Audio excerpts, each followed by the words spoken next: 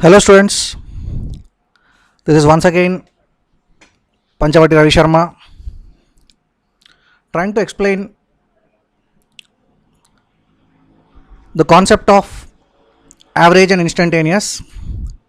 This is the way a function approaches its limit, which we also call it as differentiation.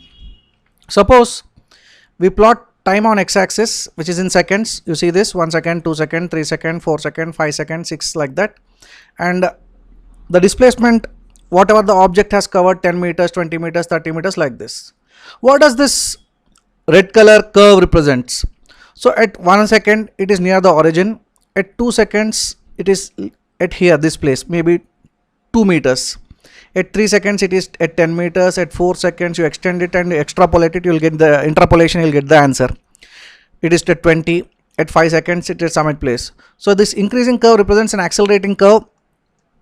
So here now what actually happens is, in this tabular column we have taken interval of 2 seconds. So I have taken one point at 4 seconds, other point is at 6 seconds. So 6 minus 4 is 2 seconds. In 2 seconds it has traveled 48.75 meters. How do I say that? So the y coordinate of this point 70 and the x coordinate of this point somewhere 22 near, subtract them. 70 minus 20, it comes out to be 48.75. If you divide a change of this with this, whatever I am showing the cursor, please see that. That gives you the average velocity between those two intervals, that is from between 4 and 6. So in a span of 1 to 9 seconds, this is a big time interval. Even though 2 seconds is small for us in our daily life, but this is a big time. Let us reduce the time interval. So I made it 1.8 seconds, 1.6 seconds, like that. As I take nearer and nearer the points, the interval, I make the interval smaller and smaller. You can see this purple color line is getting reduced.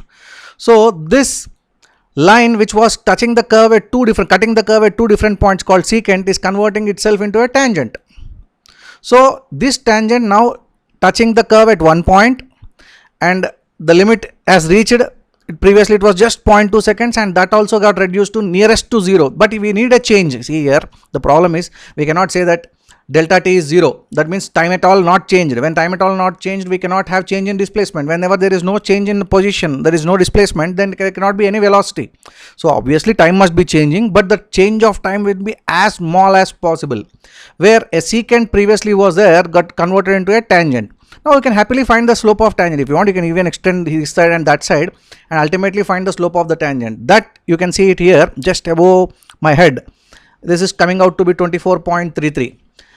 So that value, whatever we have found out, which is the slope of the tangent, which we call it as limit, or it's also called as, we have differentiated this function where x and t are related. T is the independent variable and that displacement was the dependent variable. Similarly y and x, if at all you write it, then you can say that I have found out the derivative. But the thing is, dy by dx, whatever you find it, that may not be defined quantity. But in physics, the change in y coordinate, that is displacement, and the change in x coordinate, that is time, if you divide it, that quantity is defined quantity. That means you have not only found out the small change in x with respect to t, but you also find out the instantaneous velocity, because we define small change in x, small change in t leads to small change in x. That ratio we define it as velocity. So in mathematically you have differentiated the function, physically you have found out the instantaneous velocity. So let us go back. You can see as you go back, as you make the interval bigger, you are finding the average values. As you make the instant smaller and smaller and smaller such that the secant approaches the tangent, we are finding the instantaneous values. This is the essence. I generally in my teaching I will be always saying, very important point regarding calculus is, every variable, I repeat, every variable is a constant in a smaller interval. So if you, it's a, for example, a big gravity is there, from one place to other place, if you go hundreds of kilometers, a variable. But if you go from one particular height to one particular height, which is 10 or 20 meters, it's not that much variable. So every variable is a constant in a smaller interval. So relatively we have to find that smaller interval to find out to convert the secant into a tangent and find the limit. Thank you.